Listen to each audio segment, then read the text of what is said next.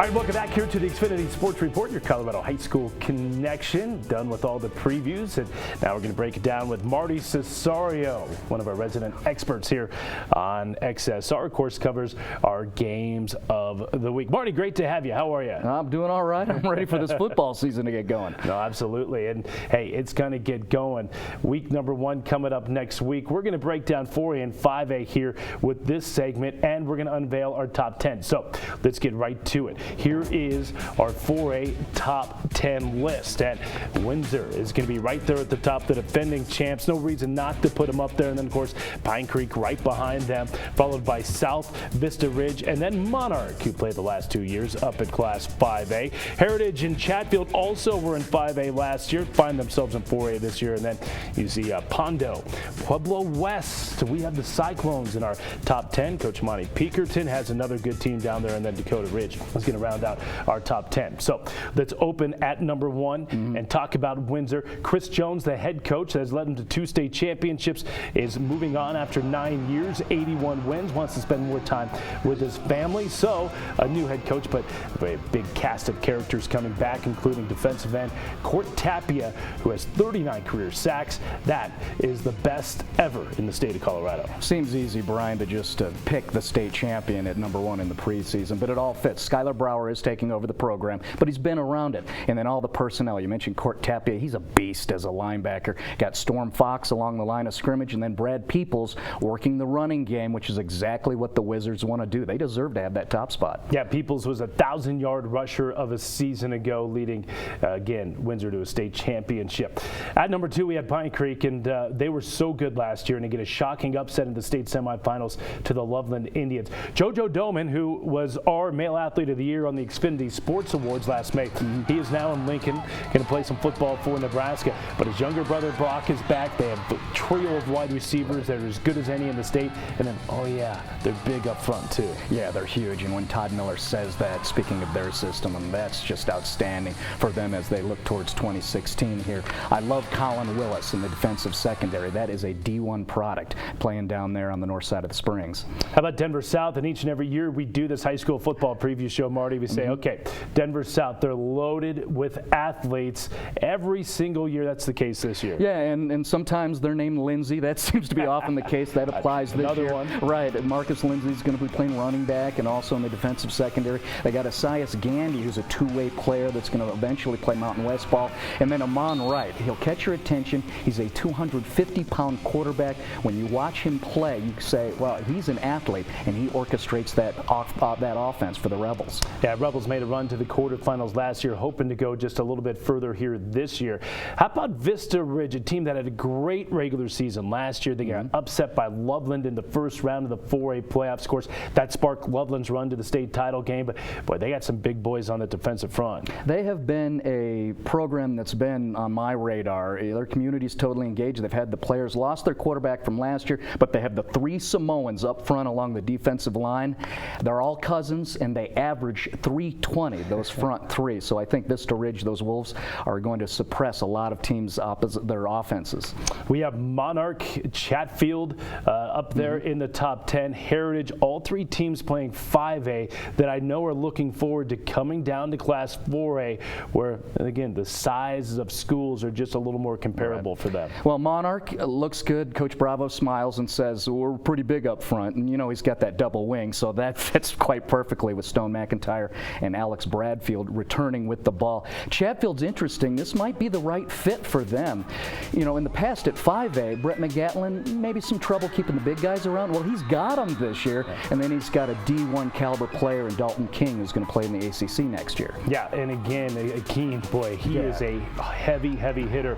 They bring back 3 of their 4 defensive linemen, and again, Keen, kind of a hybrid linebacker, defensive lineman, and then they return their entire offensive line, 16 starters in all for them. And then we were talking about Heritage as well. Chase Hansen is back at quarterback, and he is a kid who directs that very good, complex offense. Big key with me with the exchanges with Tyler Knobloch, the head coach, is they run that multiple spread offense, and they have 8 returning starters. So that's got to work out well as we try to project what's going to happen in Class 4A. Again, we also have Ponderosa up there. Jaron Cohen telling us they have 16 starters returning and a core of linebackers they love, including Garrett Dunn, a 3-year starter, led the league in sacks last year. We mentioned Monty Pinkerton and Pueblo West. Marty, I know you like them a lot. Yeah, Pinkerton, not a lot of words, but when he just bluntly tells me that I like my backs and we have a physical, aggressive defense, the way the Cyclones, have been known to work their system in past years, I'm like, okay, I'm paying attention.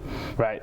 And then Dakota Ridge rounds out the top 10. Yeah. Again, losing Jeremy Lujan, and you're losing 4,000 yards of total offense with Lujan and Clary, the quarterback-running back combination, but they have the Hogs up front. So that makes Dakota Ridge think that they have an opportunity in Class 4A. Let's take a look at Class 5A and the top 10s. We'll show you it here, and there's Valor Christian, just like in 4A. We have our defending champs at the top of our top 10. Pomona, the state runner-up at 2. Grandview, the Wolves are loaded with athletes again. Creek and Mullen, could this be the year for Tom Thinnell's team? Columbine, Ralston, Thunder Ridge, Fairview, and then Mountain Vista. That rounds out our top 10 in Class 5A. Again, this is a preseason poll. It's always tough to see who's going to go where, but I think we feel pretty good about our top 5. We start with Valor Christian. You had a chance to sit down with Dylan McCaffrey, the quarterback going to Michigan.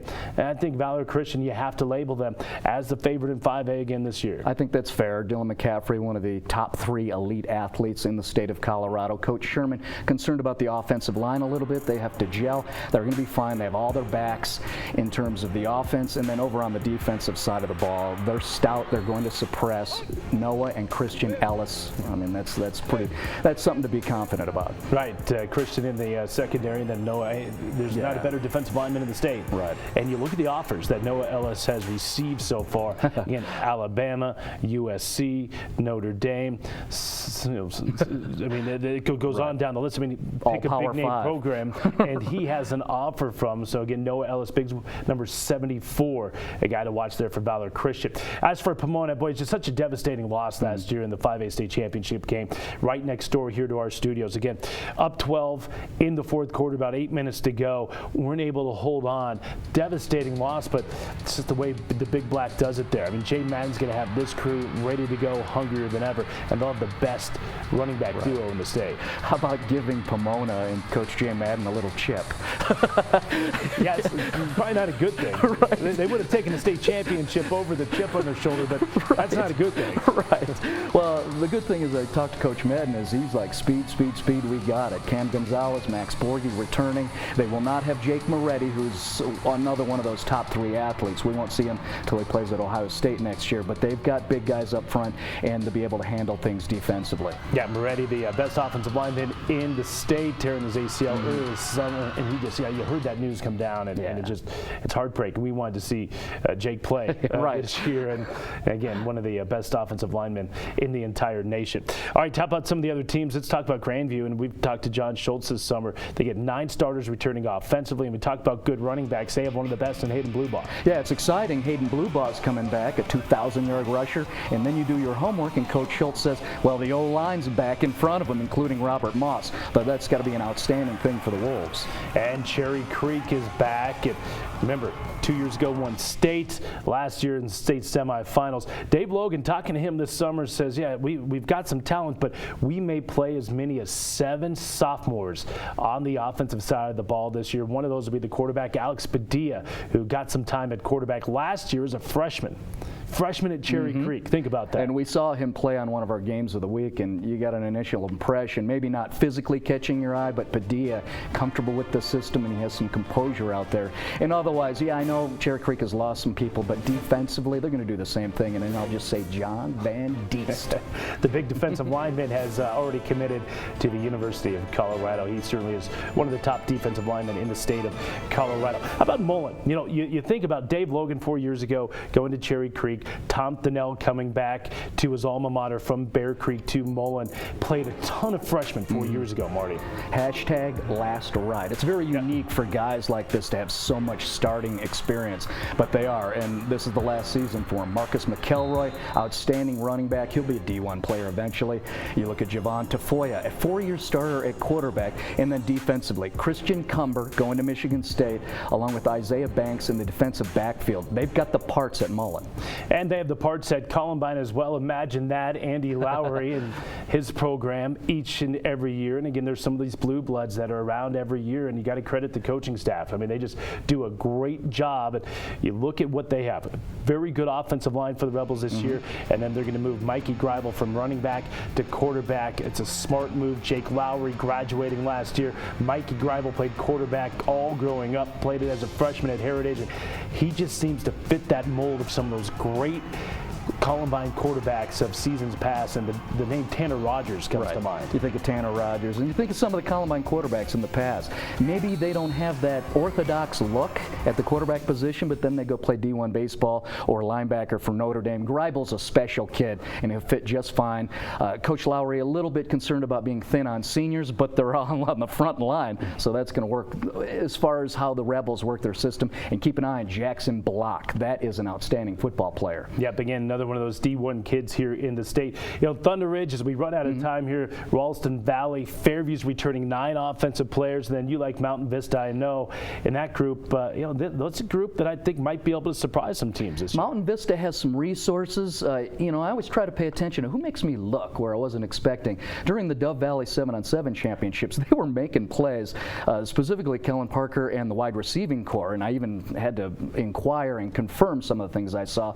I like what they're doing over there, and then we always have to respect that they now have a reason to collectively galvanize and get glory for their head coach. Yeah, again, Rick Cash losing his wife earlier in the summer to cancer, and just devastating news. All right, Marty, boy, looking forward to the high school football season. Hard to believe the summer's over, and here we go. High school football is finally here. We're going to have you covered right here on XSR with Marty covering our games of the week. Thanks for coming in. Appreciate it. All right, thanks for having me. Let's get ready. Absolutely. All right, that's Marty Cesario. Hey, listen, don't go anywhere. We're going to be right back here on XSR. We'll revisit those 4A and 5A top 10s, and then tell you what we're going to cover next week on the Xfinity Sports Report, your Colorado High School Connection.